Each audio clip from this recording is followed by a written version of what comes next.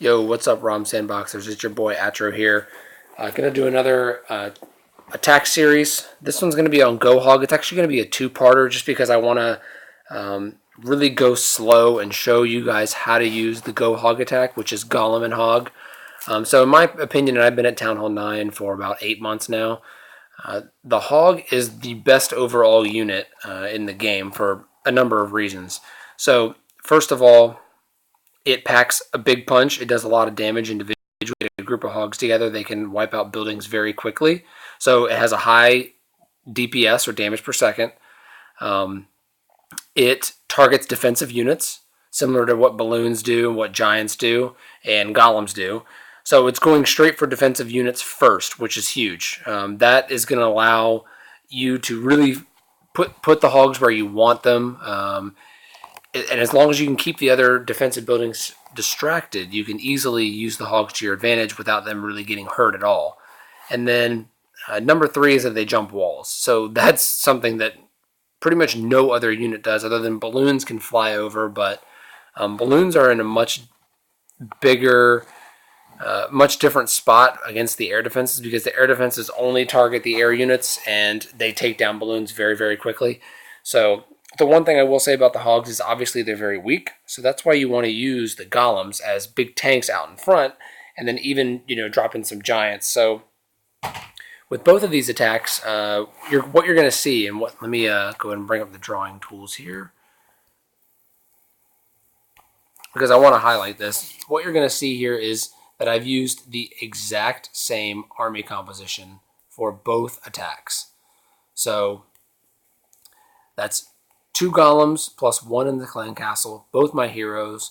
Only 8 wizards, 3 wall breakers, 2 giants, 2 archers, and then 22 hogs. And for my spells, I'm using a poison, a jump spell, a rage spell, and 2 heal spells. And I'll go through all of these, all the uses for all of the units, because it's very important. And what I see a lot of guys doing is, even within our clan, and it's just, I went through the exact same thing too. Hey, I have all these balloons. Let me just throw 1 lava hound and 40 balloons at my opponent, and hopefully I'll get there. It just doesn't work like that. And what you'll find the more you go through Town Hall 9 is that less is really more, in terms of how many wizards do I need? How many hogs do I need? How am I going to deploy each of my units to make sure that I get all the defensive buildings that I need to be able to take the base out effectively. So what I kind of first want to do is scout scout out where the giant bombs and the Teslas are.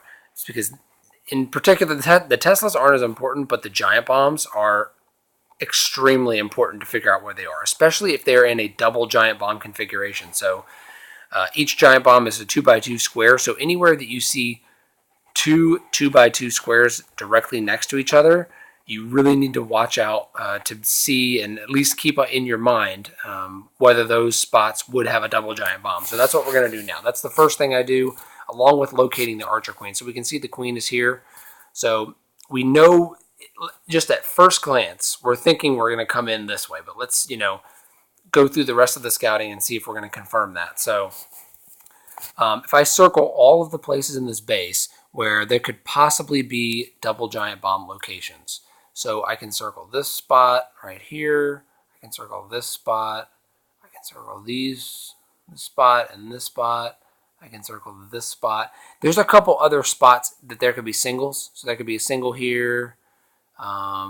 Any one of these other double spots could have a single bomb in it. But the reason you want to look for double giant bomb spots is because hogs cannot live through 2 giant bombs going off at the exact same time. If it's just 1 giant bomb, you can drop a heal spell. The hogs will get severely hurt, but will heal through back up to full health. With a double giant bomb, if both bombs are triggered at the same time, all of the hogs in the range of the bombs will die, and you will just have your entire force wiped out.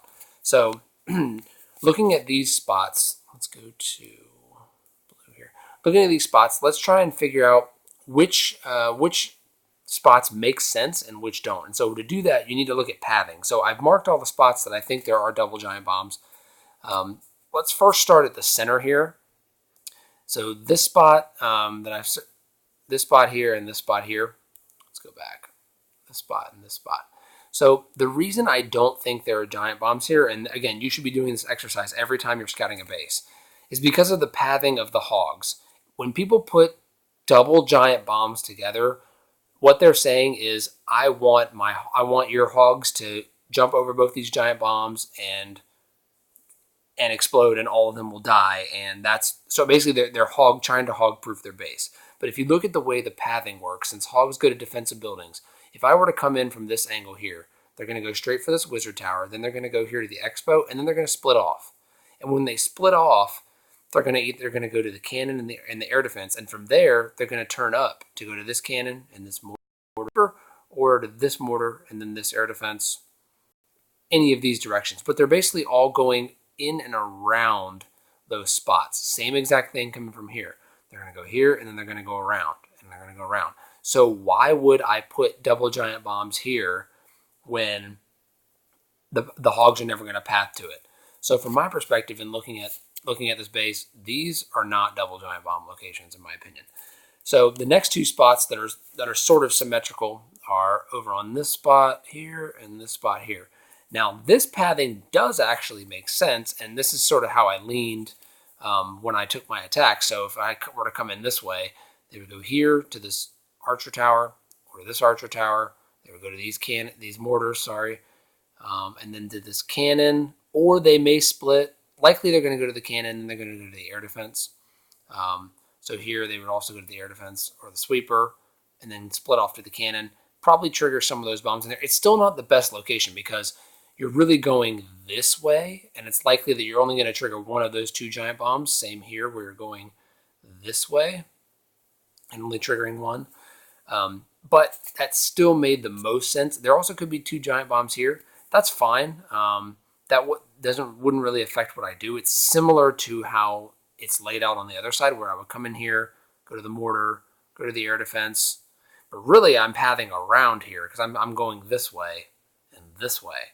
So again, I wouldn't suspect that there would be a double giant bomb here. Now we'll see what happens during the attack. But so my thought here with this base, knowing that the queen is here, I want to come in and try and get rid of this section of the base with my kill squad. So when we talk about a kill squad, the kill squad is usually the squad that's going to get rid of the archer queen and the clan castle and as many buildings in between as possible. That's what the term kill squad is meant to mean. So when you're looking at a base with a kill squad, you really don't need that many units. So for this particular attack, and for the second attack that I'm going to show you on a separate video, my basic kill squad was 8 wizards. That's all I really used. 8 wizards and both of my heroes. So the heroes are very important, don't get me wrong. But the way that I was able to only use those 8 wizards from my whole kill squad with my heroes is that, number one, I have these 3 golems here. So people typically only use 1 golem. They put them all, or they put them all in the same spot. But kind of what you'll see in this video is you want everything in the base. So if you drop a golem here, here, and here, you want everything shooting at the golems. Every single thing possible, because then nothing is shooting at your backup wizards who are back here moving ahead. Nothing is shooting at your queen. Nothing is shooting at your king coming up here. So my main attack my main plan. I'm going to send a golem here, here, and I'm going to send my CC golem, which is a level 5 here. So they're going to start working their way. They're actually going to come this way. Come up here. So as they're being distracted, I'm going to take my 3 wall breakers. Actually, first I should say I'm going to take 5 wizards, 6 wizards I think I used. And I'm just going to put 1 wizard on each of these buildings because this is going to help me create my funnel. I think I put a second one here. But then I'm going to take my 3 wall breakers and I'm going to send my wall breakers in right here to this wall to blow up this wall. So that first wall is down. Now all of the golems are going to be funneling into this base. So the golems that started out over here are going to come in here. This one's going to go here. This one's going to go here. So one thing to notice is that the CC pull is not going to happen until my golems are in this area here. So the reason you don't want to just spam drop everything, where you just go all golems, all wall breakers, all wizards, all heroes, is because typically now what we're seeing after the update is dragons and balloons in the clan castle. So you're going to see a dragon come out and 2 balloons, or a dragon, a balloon, a wizard, and an archer. And those balloons are going to sit over top of your golems and drop bombs. The dragons are also going to sit and shoot at your golems, which is great. You want them to do that. But if you're king and queen, so if you send in your king and queen spamming right in here, if you just drop everything, they're also going to be in this area and get hurt with the balloon bombs. So what I did here was, and this is just practice and patience, but I'm trying to help you guys, learn early. I had my golems. Again, my golems were funneling in here. All of my wizards were starting to move into this way. So all the wizards are moving in here. So then I use my first spell, which is my jump spell. And I put the jump spell right here. Because once the archer tower here and the wizard tower here are dead, all of the golems are going to move in this way. Everything's going to move in and start splitting off. The reason I wanted to do that is because I wanted my double giant bombs here to trigger. As many as possible I want to trigger. So I'm bringing them in. They're all going to come in here. And I'm cleaning up all these buildings.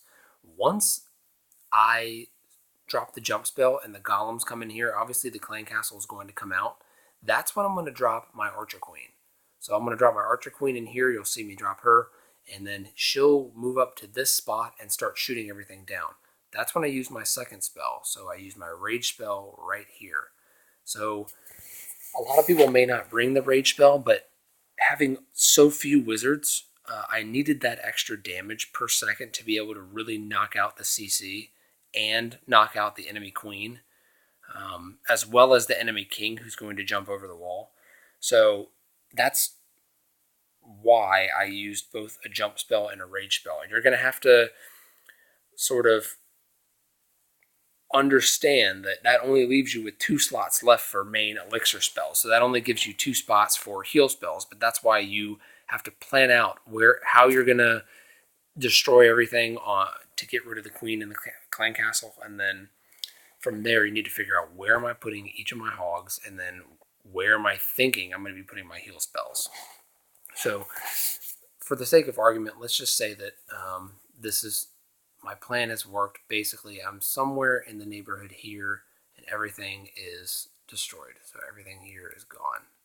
Okay.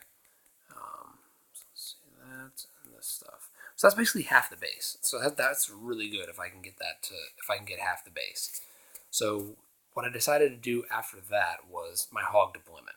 So with the GoHog attack, I see a lot of people just start spamming hogs here. Just put all 20 hogs and they all just go here. You're really hurting yourself by doing that, because all 20 hogs take 1 shot here when really you only need 3 or 4 hogs to take 1 shot. So that's why we call it surgical hog deployment. So basically what you're going to see, what I did was, obviously everything on the left side of the base is down. I drop a giant.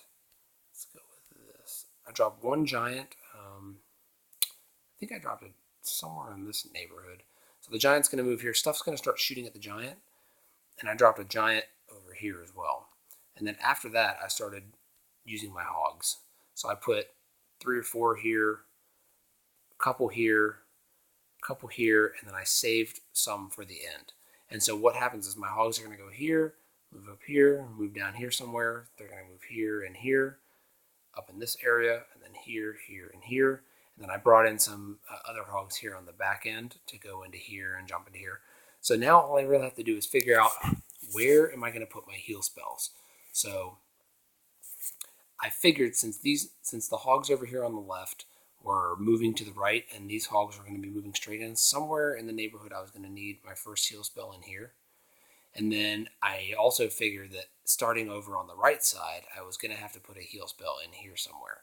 So basically, the top left half of the base is gone, and I have a good portion of the base now covered with heal spells, at least in my plan. So that's where you're going to have to sort of practice deployment, figure out where the hogs are going to go within the base, and then figure out where you can put your spells. And a lot of times it's just you can plan and plan and plan, but you realize in the heat of the battle that you're going to have to change up the plan a little bit. So that was the basic plan. So I think what we can do is we can go ahead and look at watch the attack now. So I'm going to go ahead and get rid of this, and then we're going to go and check out this replay.